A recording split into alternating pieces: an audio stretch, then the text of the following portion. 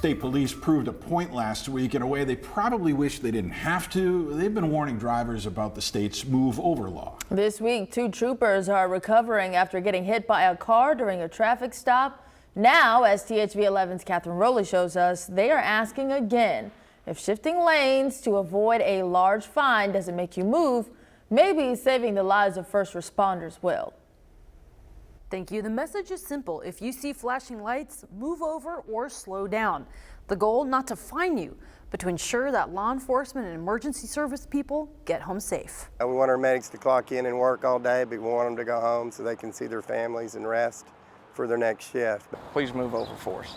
When first responders such as police or medical personnel are called out to a scene, there's no telling how that call ends, including on the side of a road. Something that Mac Hutchinson with MEMS knows too well.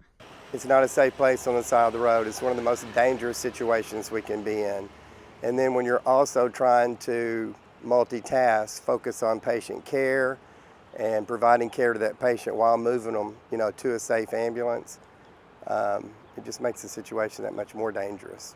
To keep people safe in those dangerous situations, 5 states, including Arkansas, implemented the Move Over law. But that law goes beyond law enforcement and first responders.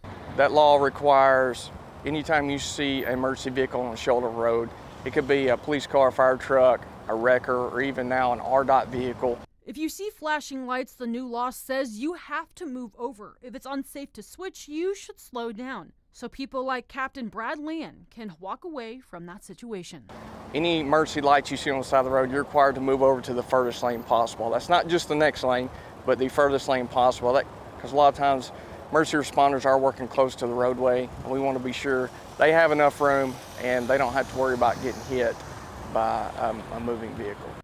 While moving over, there are other people to watch for. That's why Hutchinson says to also be mindful of other motorists. And then watch that person in front of you and behind you too if you're driving, to make sure that they're seeing what you're seeing, and they may be, hitting their brakes really quick. It could cause a secondary accident. Keep your eyes open. And if you're wondering how often this happens, in a one-day crackdown with Texas, Louisiana, New Mexico, and Oklahoma, officers stopped more than 7,600 vehicles and cited over 1,300 drivers who failed to move over or slow down for emergency vehicles.